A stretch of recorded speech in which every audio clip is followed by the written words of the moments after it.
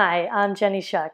I'm going to give you some exercises today to work through building some stability around the core. So we're talking pelvis, thigh area, okay? First one is going to work the gluteus maximus. Come on to all fours.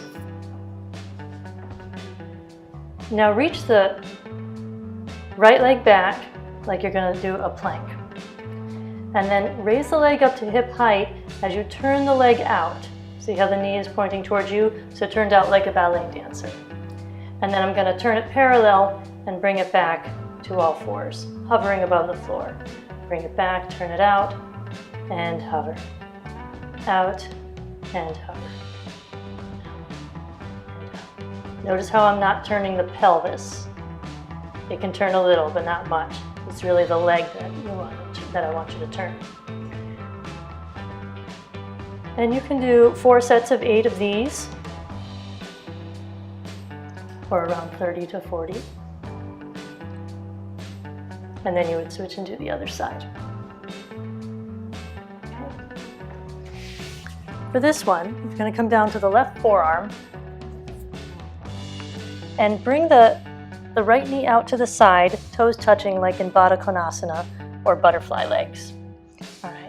I'm going to raise the right leg to about 45 degrees from center and lengthen the leg. Right. And then back as I come down, I keep the knee lifted. Raise it up and keep the knee lifted as the toes touch. Raise it up and down. So when I say 45 degrees from center, I mean here rather than here. Okay, so out a little bit. Knee stays lifted.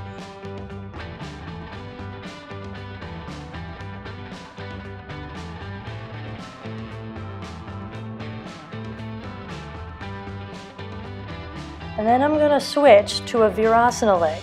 So I'm going to bring the knees together, heel aiming toward the outer right hip, and then raise the leg up to that same 45 degrees from center angle. Knees together, heel toward outer hip, and up. So I'm attempting to internally rotate the leg in this one. Notice how I'm not collapsing in the chest. Staying lifted there. And then you can switch back to the Baddha Konasana leg. And then back to the Virasana leg. So I would do 8 to 10, let's say 10 of the Baddha Konasana leg, switch to 10 of the Virasana leg, then 10 Baddha Konasana, then 10 Virasana. And then you would do the other side. And a child's pose is much appreciated here. This one is gonna work a few muscles, but concentrate a lot on the gluteus medius, which is the outer, just on the outer hip. I'm gonna come into a modified side plank on the knee. And I'm gonna take the hand about 4 inches forward of the shoulder. This shin, this left shin, is at an angle. If I try to do it here, it's gonna be tough to balance. And I'm not really working that much on that right now. So I'm going to bring it to about a 45-degree angle. The foot is in line with the knee, hand on the hip. Raise the leg to hip height and down. Hip height or slightly higher. The knee is pointing straight forward, and that's going to help work this outer hip. And you can even put your hand there and feel it. If this feels pretty good and you want to add the arm, you would pull the elbow down at the same time that you raise the leg. And you can do 4 to 5 sets of 8 or 30 to 40 of these.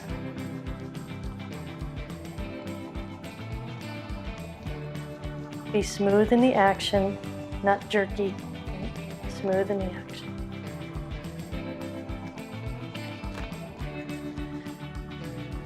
In this one, you're going to come down onto the left side, onto the forearm this time.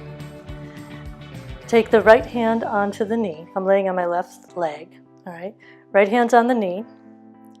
And I'm going to inhale and raise the hips up, not a huge range of motion, and then come back down to the ground. Come up and down, up and down. Smooth in the motion.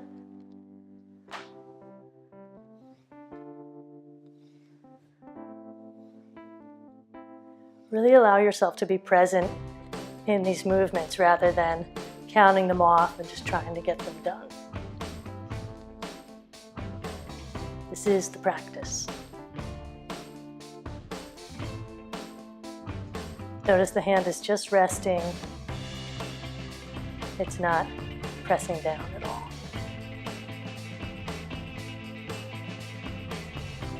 Okay. 30 if you can. Start with 20, build your way up to 30 or 40 of those. This one is a dynamic spinal balance, so a moving spinal balance. So I'm going to come onto all fours. Take the left leg about an inch toward the center. Pull in. So the idea here is to pull in the corset of abdominal muscles, right? So Doug Keller, I love the way he describes pulling in those muscles as though you're pulling the drawstring on a pair of sweatpants, right? So this idea of pulling in, that action is going to help you a lot throughout this exercise. So raise the right leg back, the left arm forward, come down, hover the knee above the ground, and go out. And we're going to do 8 in this configuration. Make sure you're not collapsing onto your right shoulder and wrist. And 8. Now an airplane arm out to the side. Palm facing down when you go out there.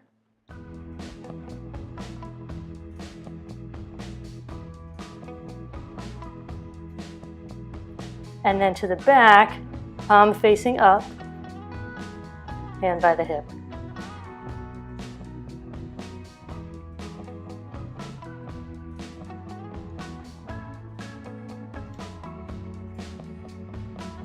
And then back to the airplane one, 8 of those.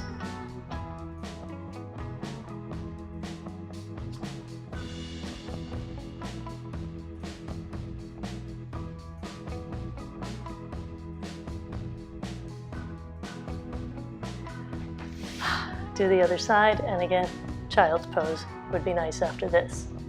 Now, if you're feeling really good after doing that spinal balance and you think there might be more, when I say more, I mean a challenge, like you maybe could challenge yourself more, then come onto all fours again. This time, take the right leg back, hip height, and start to bring the right hand forward. So this is same hand and same arm and leg that you're working. So I'm up on the fingertips, and notice I've leaned a little bit to the left here so that I can find a center of gravity. And I'm really pulling in those abdominal muscles, all right? And it's just this firming in. It's not like, right? It's just a little pulling in like a corset, like Spanx. All right, now, if this is working for you, and I just work this over time, it doesn't all have to happen today. Maybe you can raise the arm up, and maybe you can get back to that dynamic movement, and eventually work your way into the same arm motions as you did when you were doing opposite arm and leg. This takes a little getting used to, so chances are you won't get it first couple times. But the way to start is on the fingertips. And then eventually maybe you can lift up. Okay?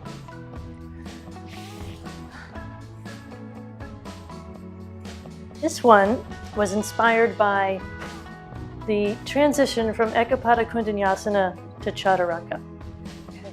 So in this one, you sit in Dandasana. I'm actually going to use a blanket for padding. You're welcome to use it, or maybe if you need more height, you have tighter hamstrings or maybe hips, you might want to sit on the blanket for that reason. Okay, so I'm in Dandasana. I'm going to cross one ankle past the other, both hands on the left side. I'm going to swing the right leg back, the knee is going to be pointing forward, both hands on the ground, and I reach back. I come back up, and the microphone just fell. It's okay. Ankles are crossed, and then I come back and up and back and back. So you'll really feel this one in the outer thigh and hip. So see how many you can do to begin. Build eventually to 30 to 40.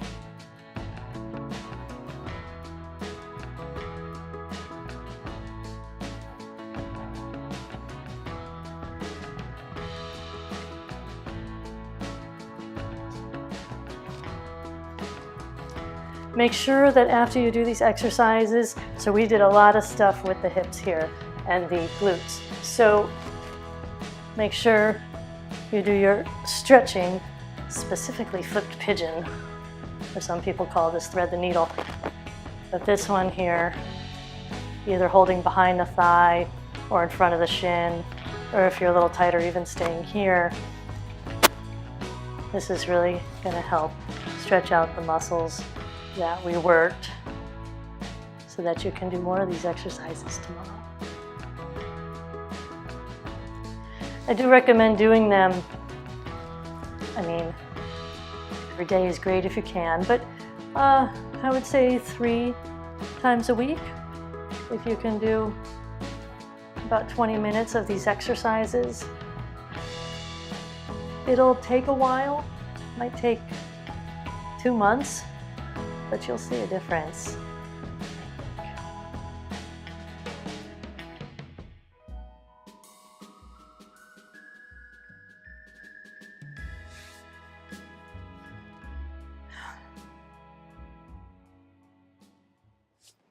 Namaste.